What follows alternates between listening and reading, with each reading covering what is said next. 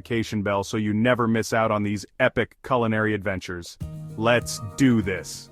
Alright, let's kick things off with our two main players, the beef and the fat. Now, I cannot stress this enough. Quality is key here. We're not talking about that sad, pale ground beef you find at the bottom of the supermarket shelf. No, we're going for the good stuff. The kind of beef that makes you want to slap your mama. Just kidding, don't do that.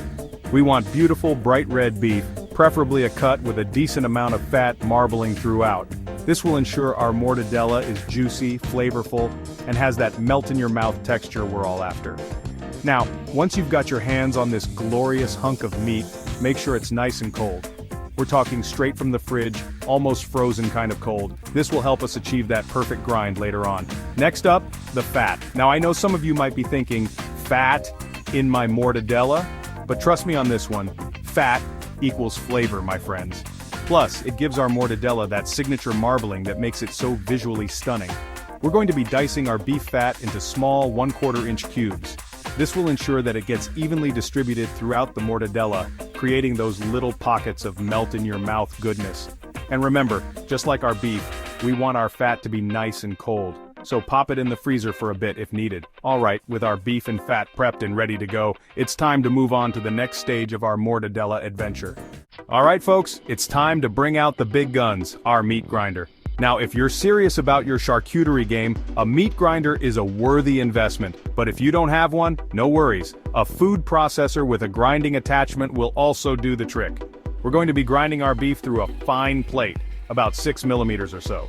This will give us a smooth, consistent texture that's essential for a killer mortadella.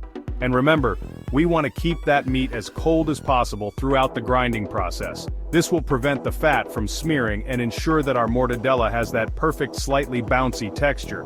Now as you're grinding, don't be afraid to get in there and break up any large chunks of meat with your fingers. You want everything to be nice and evenly ground.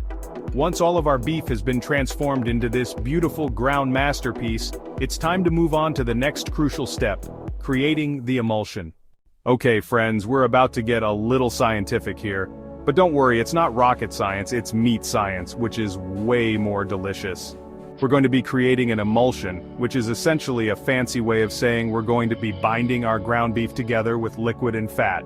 This will give our mortadella that incredibly smooth, homogeneous texture that's the hallmark of a well-made mortadella.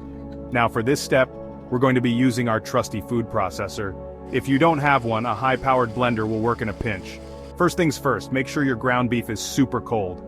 I'm talking almost frozen solid. This is crucial for a successful emulsion.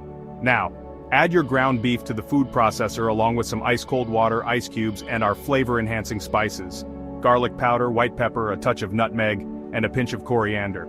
Pulse everything together until the mixture starts to come together. Then, crank up the speed and let it rip for a good few minutes. You want the mixture to become very smooth, almost paste-like. You'll know it's ready when it's light in color and holds its shape when you scoop it with a spoon. Chapter 4. Incorporating the fat and flair, adding texture and tradition.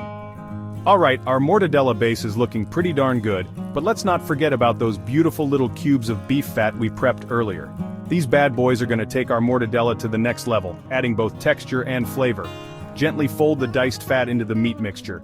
We're going for a gentle hand here, folks. We don't want to overwork the emulsion. Just make sure the fat is evenly distributed throughout the mixture. And now for a touch of tradition and a flavor explosion, we're going to add in some classic mortadella inclusions. I'm talking about pistachios and peppercorns. The pistachios add a lovely nutty flavor and a bit of crunch, while the peppercorns provide a subtle kick. Feel free to get creative here and experiment with other ingredients as well. Some people like to add in diced olives, roasted peppers, or even cheese. The possibilities are endless. Chapter 5. Stuffing the casing. Shaping our mortadella masterpiece. Now for the part that separates the amateurs from the mortadella masters. Stuffing the casing. This step can seem a little intimidating at first, but trust me, with a little practice, you'll be stuffing casings like a pro in no time. First things first, you'll need to choose your casing. Now, you can go with either a natural hog casing or a synthetic collagen casing. Natural casings will give your mortadella a slightly more traditional flavor and texture, while synthetic casings are a bit easier to work with and provide a more consistent result. Once you've chosen your casing, give it a good rinse under cold water and soak it in a bowl of cold water for about 30 minutes. This will make it more pliable and easier to work with. Now it's time to set up our stuffing station. If you have a sausage stuffer attachment for your meat grinder, now's the time to break it out. But if not, don't worry, you can also use a pastry bag fitted with a large round tip. The key here is to work slowly and carefully, making sure to avoid any air pockets. Air pockets are the enemy of good mortadella, folks. They can cause the mortadella to cook unevenly and even burst open during cooking. Once your casing is nice and snug, tie off the ends securely with butcher's twine. And there you have it, a beautifully stuffed mortadella ready for its transformation in the cooking vessel. Chapter 6. The poach gently cooking to perfection.